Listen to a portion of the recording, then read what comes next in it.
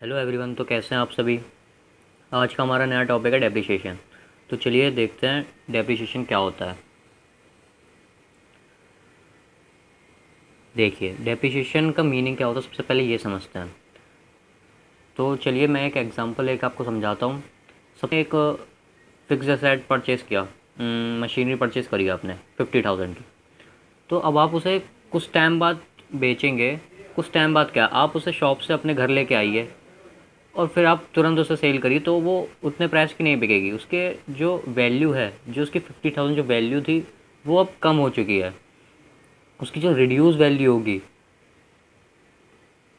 कम value, वो उस value में बिकेगी।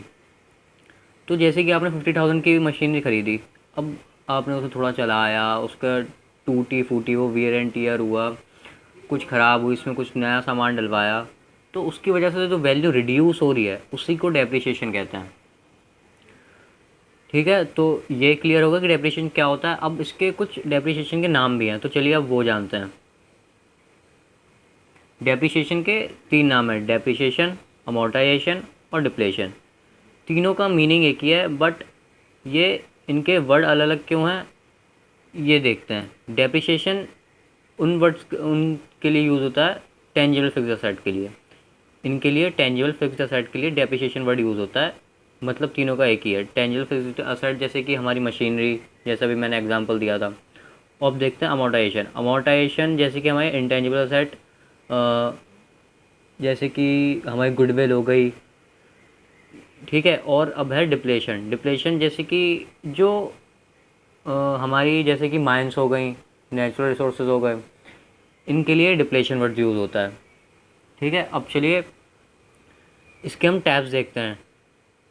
डेप्रिसिएशन के टोटल 8 टैप्स होते हैं, बट इस टाइम आपके कोर्स में 2 टैप्स ही हैं: straight line depreciation method and diminishing balance method. तो चलिए देखते हैं कि स्ट्रेट लाइन डेप्रिसिएशन मेथड होता क्या है। स्ट्रेट लाइन डेप्रिसिएशन मेथड वो मेथड होता है जिसमें आपको सिर्फ जैसे कि 10% आपको क्वेश्चन में दिया है कि 10% डेप्रिसिएशन इसमें से इसका निकालना है। तो जैसे कि सपोज़ आपको फिक्स एसेट की वैल्यू दी है 1 लाख रुपए, तो 1 लाख का 10% कितना हुआ, 10,000। तो वो हर साल उसमें से 10,000 ही माइनस होगा।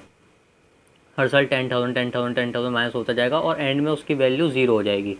तो उसे कहते हैं स्ट्रेट लाइन डेप्रिसिएशन मेथड। अब देखते हैं डिमिनिशिंग बैलेंस मेथड क्या होता है। डिमिनिशिंग बैलेंस मेथड वो होता है जैसे कि अब आपको दे दिया कि फिक्स एसेट 1 लाख का है। ठीक है, अब 1 लाख में से 10% कितना हुआ, 10% उसका डेप्रिसिएशन निकालना है, तो 10% हुआ 10,000। तो 1 लाख में से 10,000 ने माइनस करा तो उसके बचे 90,000। फिर अब सेकेंड ईयर हमें फिर से 10% ही माइनस करना पड़ेगा, और 10% हम 1 लाख पे नहीं, हम जो 90,000 जो हमारा बचा, जो हमारी वैल्यू आई, उस पर लगेगा 9,000। तो जो वैल्यू हमारी डेप्रिसिएशन माइनस करके आती जाएगी, उस पर डेप्रिसिएशन लगेगा। ठीक है, और डेप्रिसिएशन का एक फॉर्मूला भी होता है: cost minus scrap value upon estimate working life. तो देखिए कॉस्ट तो आपको पता ही है, जैसे कि मैंने बताया आपको कि फिक्स एसेट की जो वैल्यू है 1 लाख, वो होगी आपकी कॉस्ट। एंड स्क्रैप वैल्यू क्या होती है, स्क्रैप वैल्यू वो होती है जो फिक्स एसेट की कबाड़ की वैल्यू है, जो हम बेच रहे हैं जिस वैल्यू पे, वो होता है scrap value upon estimate working life. Estimate working life जैसे जो जितने टाइम हमने उस असेट को यूज़ करा है, उसकी जो वर्किंग लाइफ है वो लेके हम, ये हमारा फॉर्मूला है। फिर से बता रहा हूँ मैं आपको, नोट कर लीजिए: cost minus scrap value upon estimate working life.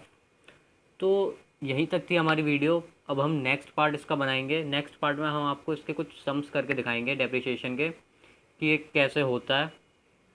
ठीक है, अभी तक आज के लिए इतना ही। बाय बाय, अपना ख्याल रखिए। Thank you.